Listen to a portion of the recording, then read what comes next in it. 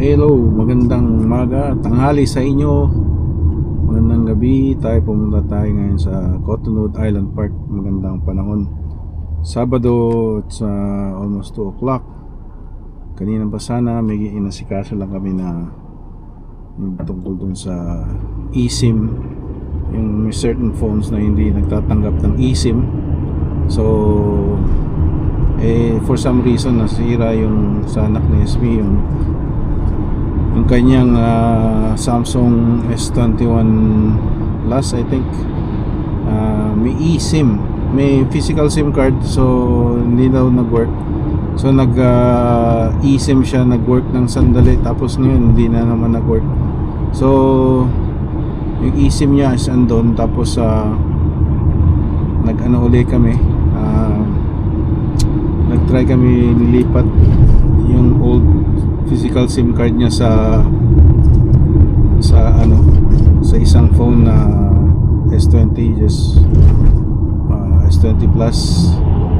Yung mga generation na yun hindi pala nagte-take ng eSIM.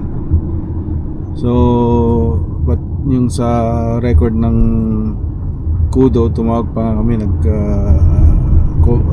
callback ng for the next day. So half an hour late sila, 8:30, tapos mga almost 9 na sila tumawag, na hindi naman nag-credit siya ng $5 kasi nag-eSIM na nga siya dahil dun sa SIM card na hindi na nag-work. Tapos ngayon babalik na sa physical SIM card. Hindi pa rin nag-work dahil kailangan pala ng brand new. Once na deactivate na yung physical SIM card, hindi na siya mag-work. So yun, kailangan nag-credit naman sila ng $5 para daw kung magkano yung physical SIM card, i-ano naman nila, i-activate na lang, pero kailangan ng panibagong SIM card. Yun, ayan, nag-ano na.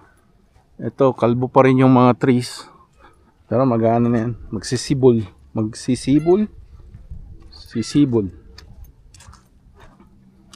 Yan. Minsan pagka natutunan na yung mga snow, maraming ano dito, yung tubig, mga overflow from the mountains. Minsan bumabaha dito, mag-overflow dito. Pero ngayon okay lang siya. Ayan, tubig. Asa ba yan? Ayun, I think that's the new symbol right there. I don't know if that was the one. Let's see. Yun sa kabilang dulo doon, merong ano yan, petrochemical plant.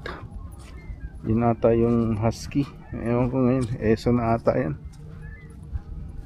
Isa sa mga dito sa BC, isa sa Prince George, isa sa mga may petrochemical plant, yung distribution ng mga gasolinahan. I think sa Husky. Oh, go. Uh-oh.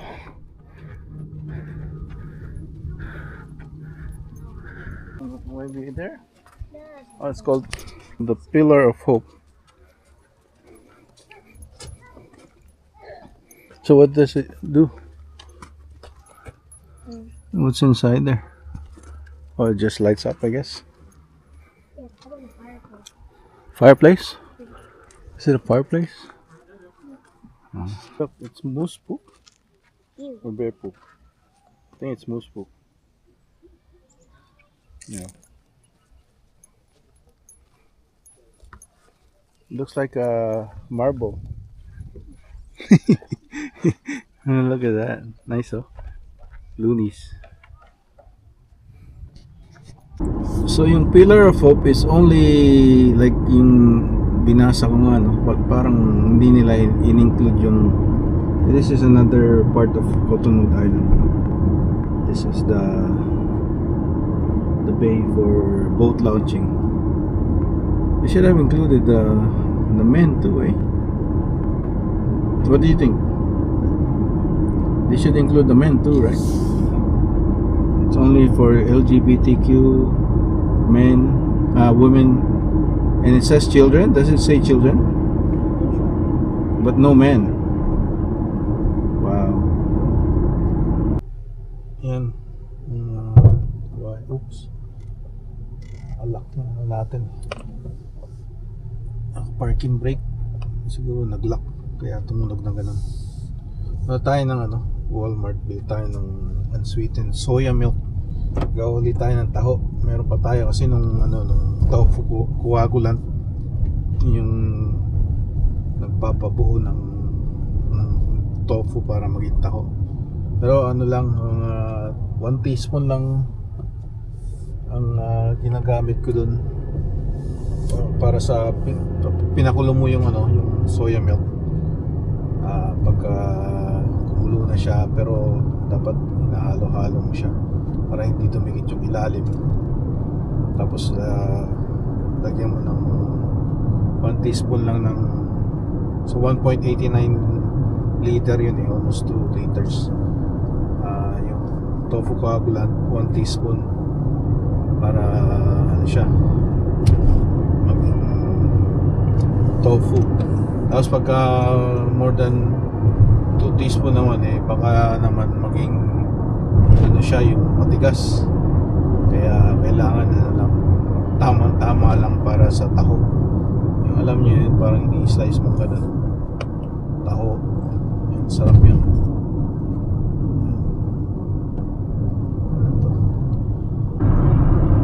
Ayan, lang mga 5 minutes away lang yung Walmart. Pero may batas siya pupunta sa College Heights.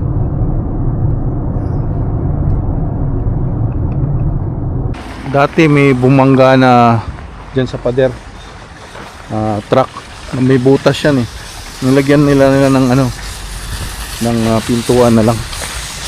Yan, tayo sa Walmart. Yan, nilagay na natin, haluin natin para hindi siya dumikit sa ilalim. Tapos pag kumulo na, samang patay. Sana lang siya medium high. Tapos bababaan mo lang siya pagka kumukulo na. Ayan. So the question is, why can't we get ahead in Canada as an employee? Sa tingin ko it's built, it's designed to be built so you can get ahead, so you can follow yung matrix, yung system na work 40 years. First, first 20 years you go to school, then go to college and get a job, work for 40 years. Well, you cannot get ahead if you just rely on the salary, and it just pays the bills. Can't get ahead because wala kang investment, wala tayong investment. So yun ang mga reason, and the taxes from the income, it's designed to make you poor, right? So isa pa yun. And if you have a business, you can deduct. So what happens if you have a business is, first you gotta collect all your income, and then minus the expenses, and then that's when you get taxed if you have a business. But if you're an employee, it's already deducted from the employer. Like, it's sent out with all this deductible, right? The deductions, I mean, taxes, EI, CPP, everything. Union, although union dues are tax deductible. And what else? Yung mga RSP mo is deducted, and it's good to keep to get that matching. If your insurance or your employer matches your RSP, then that's free money, right? So better take advantage of that. Just max it out. That's sa una kala ko ang RSP is, you know, it's all a scam, right? But once you get to that age na you're thinking about retiring, it starts at the 50s. Yan, close to 60s, and you're gonna start thinking of retiring. Like when I was in my 40s, I was so like so fast and working efficient. Wala masyadong sakit-sakit, right? And then once you turn in your 50s, yung mga sakit-sakit mo nung like previous injury from, you know, say basketball or whatever, right, accident, yun nagsho-show up na in your 50s. So lalo na pa kaya kung in your 60s, that's your go-go years, right, your 50s. So they said, if you need to go and do the things you want to do, make you happy, just do it on your go-go years.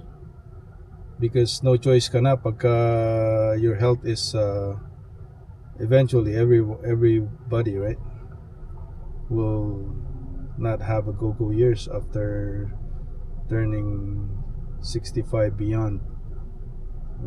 Ganun, 65 pataas, medyo, unless you're really like healthy, right, and active. So but I'm talking generally average around those age, nagkakaano na, ang dami ng sakit-sakit, right? So yun, I'm just gonna pass this guy here to go to Campbell.